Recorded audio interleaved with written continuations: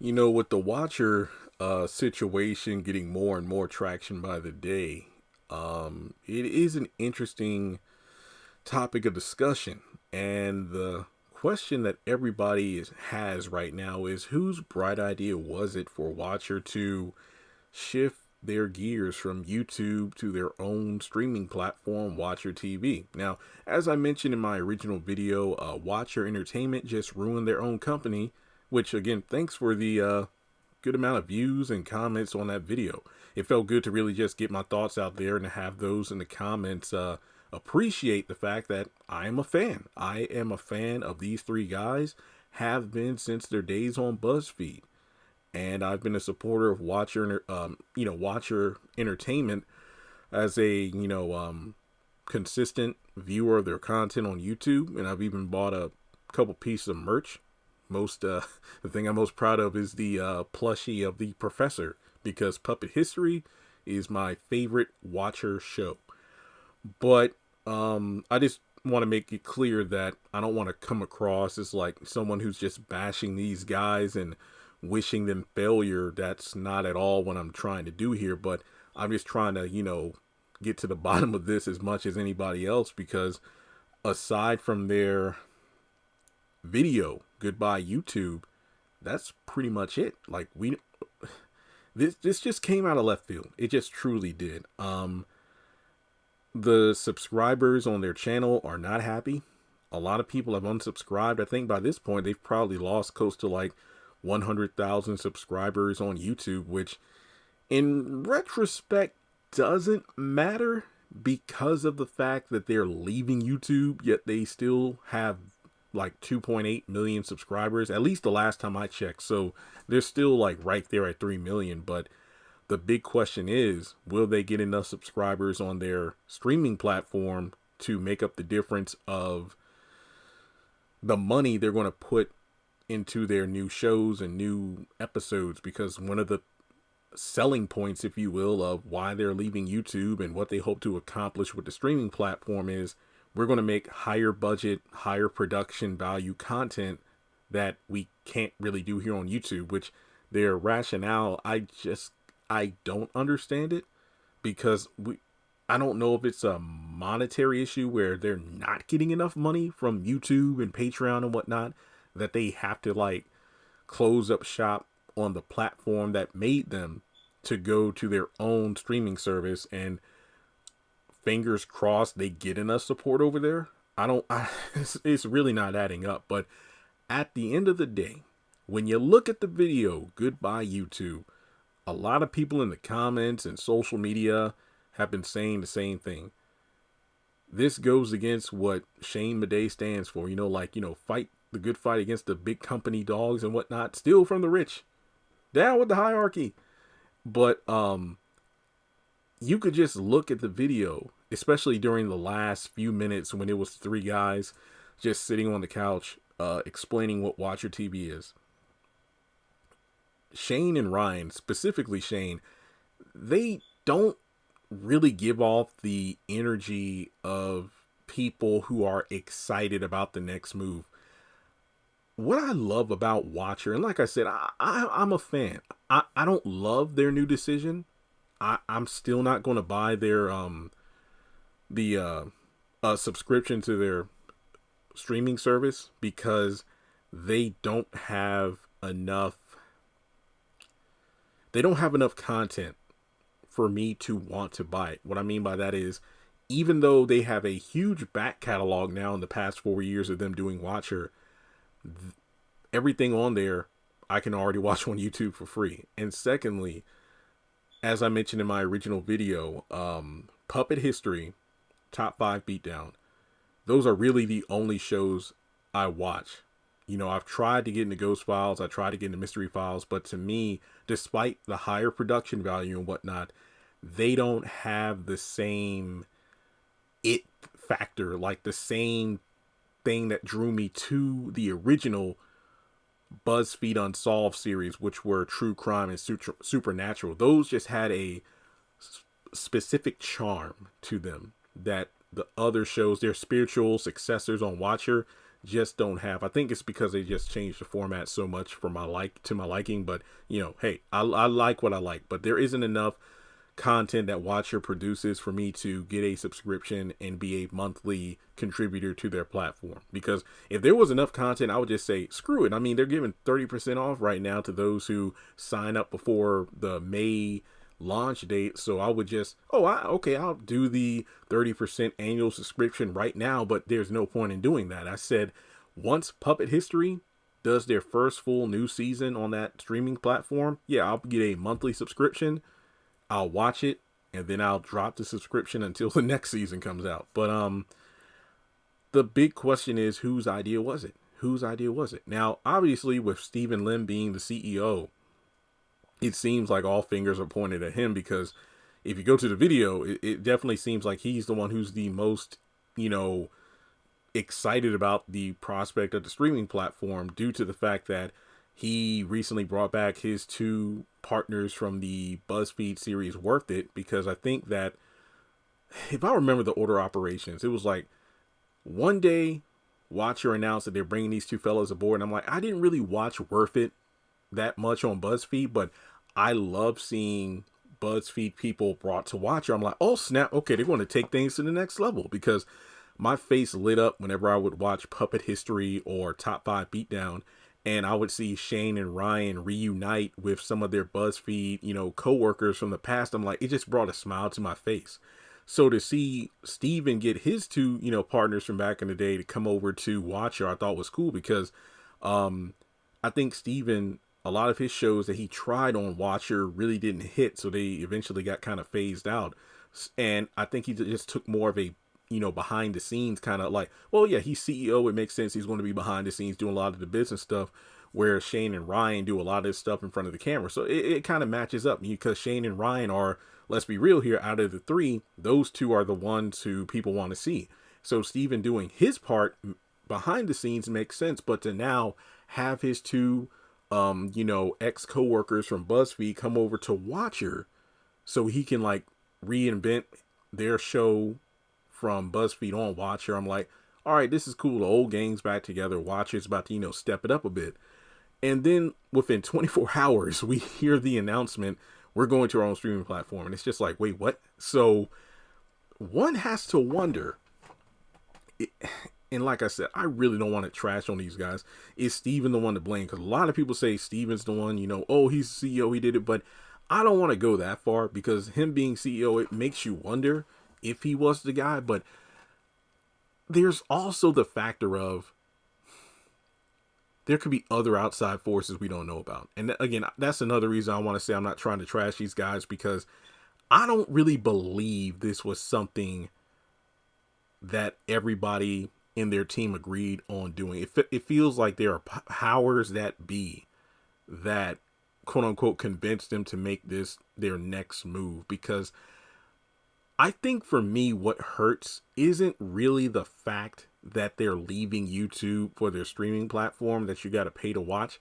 I think what hurts is just the gut punch of it came smooth, and excuse the language, the fuck out of nowhere. Just came the fuck out of nowhere. And I think that's what caught everybody off guard and why everybody's angry. Like, don't get me wrong, like if they would announce this, a month or two in advance, there would still be people that would be pissed off, but it's just like, at least people would have had time to prepare. Like, okay, like, am I going to be able to scrape up a couple of dollars per month to watch it? Or, heck, maybe the couple months I have left with Watcher, I can have time to find another content creator I can watch instead for free. But for Watcher to just do this, I feel like it just goes against the brand. And like I said, it's not just the fact that they left YouTube or leaving YouTube.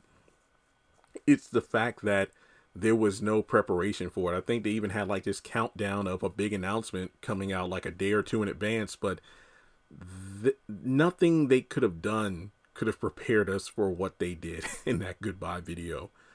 And I do know that, and I love watching the behind the scenes. The funny part is, even though I don't watch a lot of their series on the Watcher channel, I don't mind looking at the behind the scenes videos that they do post on YouTube. I'm not a Patreon member, which obviously I know they have a lot of behind the scenes stuff on Patreon, but sometimes like what do they call it? Like the debriefs? At least that's what they did on Buzzfeed. Like, hey, here's a debrief of the Zodiac killer case or the Jack the Ripper episode. And I love watching those because it's like Q&A sessions and stuff like that. But there was one video I remember watching not too long ago where I think it was like an update on what Watcher is up to now, like, you know, how things have been going. And they said like, yeah, and we've been losing money, but we've been surviving.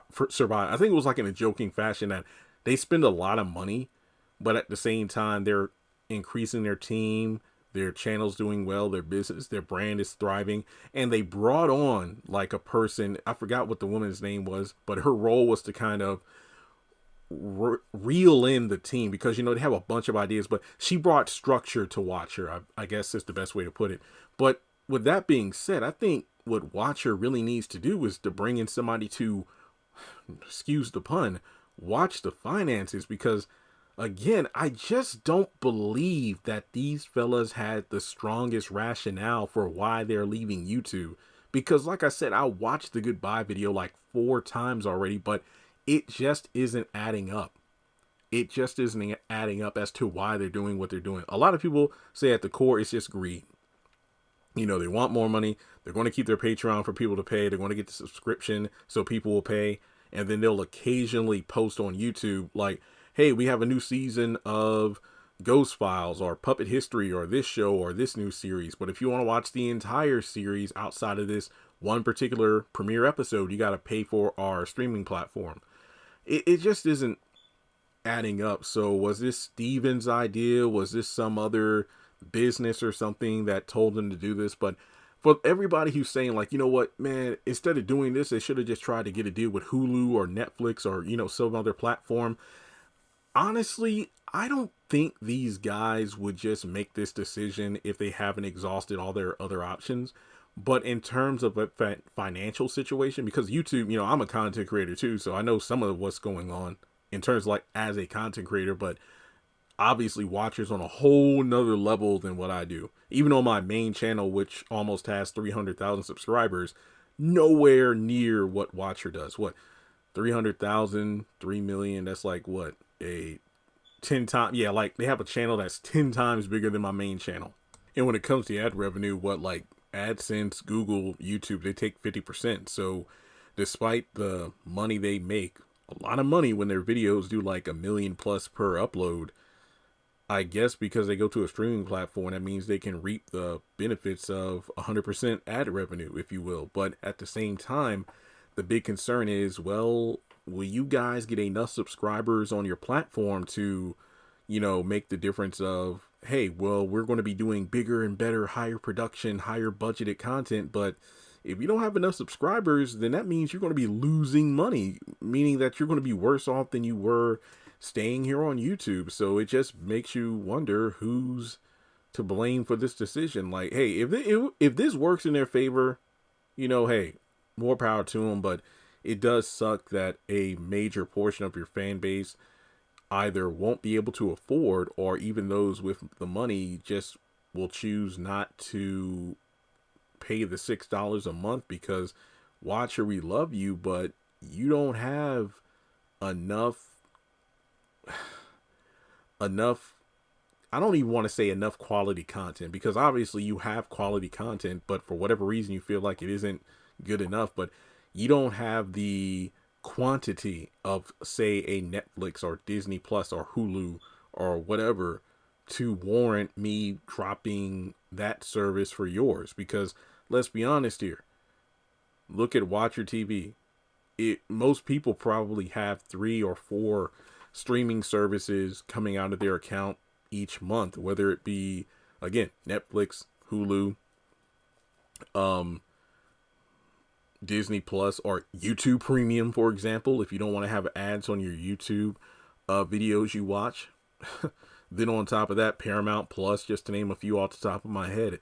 Watcher TV, I don't think has the content that would bring in even 1 million subscribers. This isn't me trying to downplay them, but look at this. When you look at the fact that their channel has almost 3 million subscribers, but their Patreon, and I don't say this lightly, they only have about a little less than 13,000 patrons. What makes you think more people will subscribe to Watcher TV than to your Patreon? I'm just saying. But whosever idea was this, I truly hope that between now and their supposed launch date, they look at the number of people who were subscribed and then determine whether or not this was the right move. I think they should have launched Watcher TV, but to then say we're leaving YouTube forever, they should have just said no to that. Maybe they should have saved the goodbye YouTube until after their platform had kind of blown up. It's like, hey guys, we're doing something new. Like, exclusive content will be on our platform. Like, all the videos you love here on YouTube, they're still going to be here, but they're also going to be available on our new platform. So think of it as a Patreon streaming service.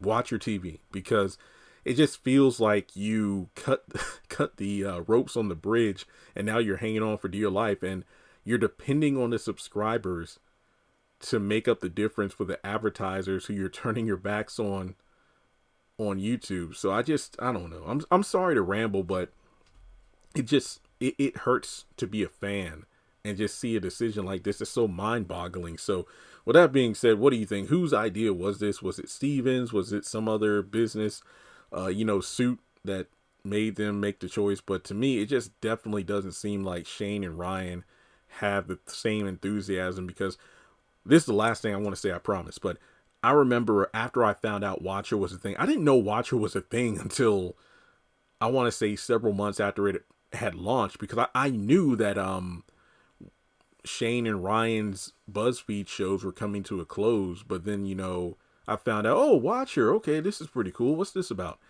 And I watched a video, which was kind of like the making of Watcher. And it was a really, really emotional video. I'm just like, this is beautiful. Like, these guys are taking their money and they're risking it all on a dream. And especially when they launched it, the pandemic hit like right after they had launched, and yet they were able to make it through that tough time and succeed. And I felt so happy for them. And I look at that video, that's what you ought to do. If you've watched the Goodbye YouTube video, go back and look at the making of Watcher.